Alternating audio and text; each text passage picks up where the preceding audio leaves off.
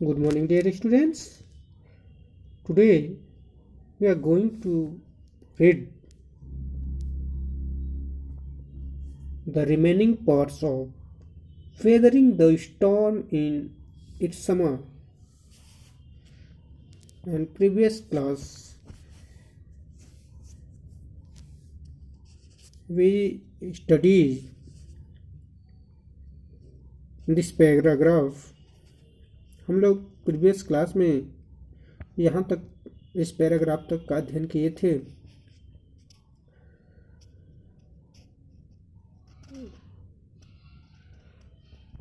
In last paragraph, all the 1906 houses has been washed away.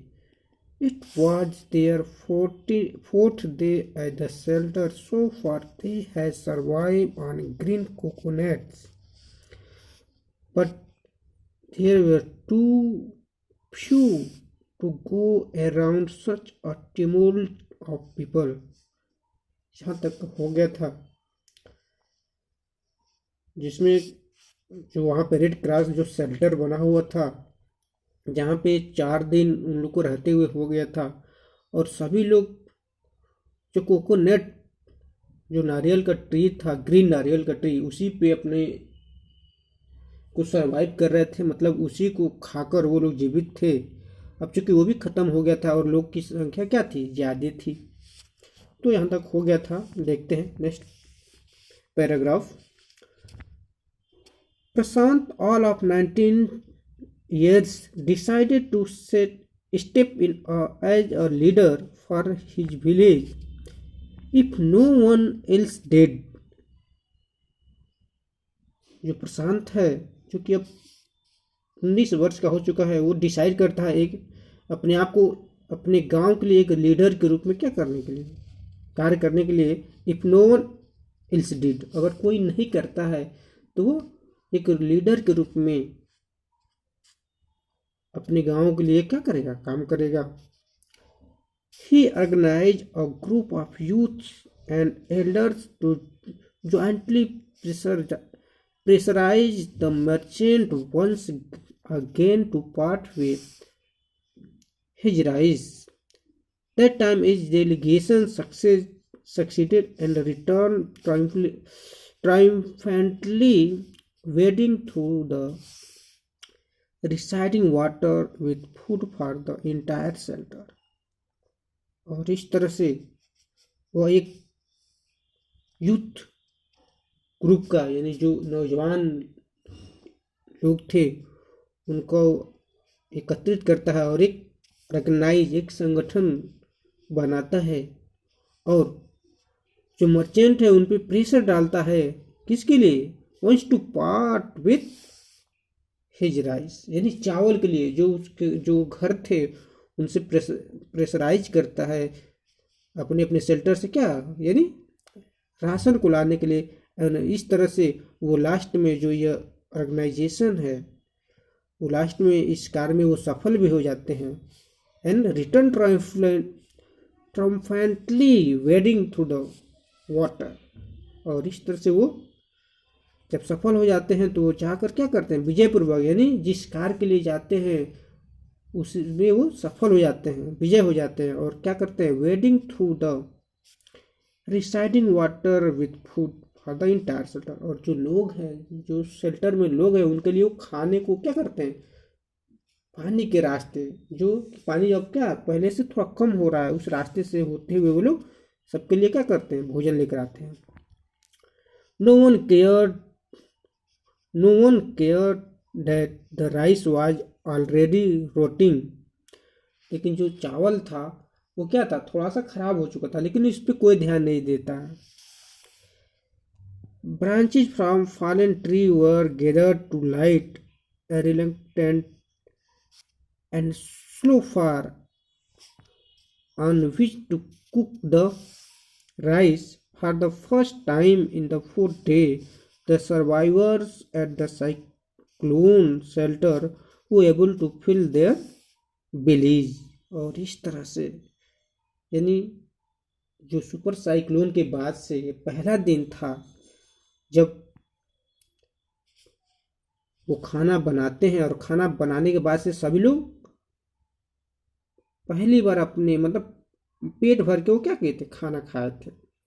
His next task was to organize a team of youth volunteers to clean the shelter of filth, urine, vomit, and floating carcasses, and to tend to the wounds and fractures of the many who has been injured. अब यह तो काम हो गया। उसके बाद से अगला जो टास्क था यानी जो कार्य था, जो organise team of youth volunteers, यानी जो टीम जिस संगठन को बनाया गया था उसके द्वारा क्या करना था, जो शेल्टर था उसको क्लीन करना था, साफ करना था। किससे? जो उसमें गंदगी थी, यूरिन था, जो वोमिटिंग थी, जो फ्लोटिंग कैसेज यानी जो मरे हुए जो लोग थे, डेड बॉडी थी, उन सबको क्या करना था, हटाना था। और क्या करना था, to tend to the wound and fractures of the many who has been injured. और एक टेंट का निर्माण करना था, यानी शेल्टर बनाना था, जिसमें कौन से लोग रहे जो इंजर्ड हो चुके थे और जो जो टूटे फूटे लोग थे, उनके लिए क्या करना था, व्यवस्था करना था। On the fifth day, a military helicopters flew away the shelter and dropped some food parcel. It then did not return. The youth task force gathered empty utensils from the shelter. और इस तरह से एक दिन की बात है कि जो मिलिट्री है वो अपने हेलीकॉप्टर से क्या करती है, उस रास्ते से जाते हुए वहाँ पे भोजन के कुछ पार्सल यानी पैकेट क्या करते हैं, गिरा देते हैं, और उसके बाद से वो फिर रिटर्न नहीं आते हैं। और जो यूथ है वो खाली यूटेंसिल को अब क्या करता है, the youth task force gather empty utensil from the shelter. और जो वो संस्था है यानी जो संगठन है वो जो शेल्टर है उससे जो खाली बर्तन है उसको क्या करता है, इकट्ठा करते हैं। Then they deputed the children to lay in the sand left by the water around the shelter with these utensils on their stomachs to communicate to passing helicopters that they were hungry. The message got through, and after that the helicopter made regular rounds of the shelter, airdropping food and other basic needs. और इस तरह से जो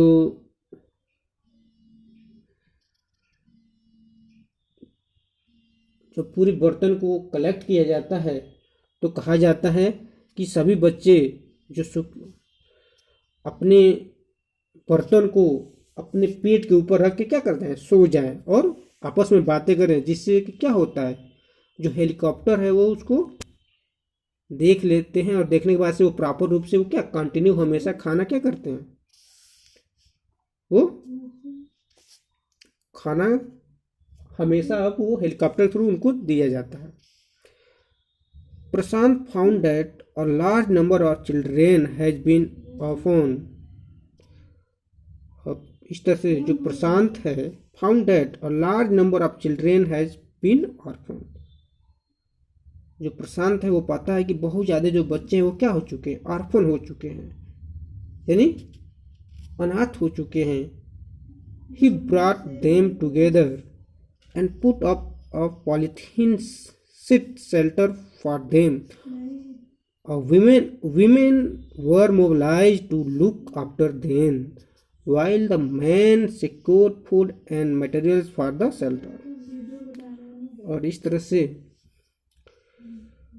जब जो orphan student है, बच्चे हैं, उनको क्या किया जाता है, he brought them together and put up polythene sheet shelter for them.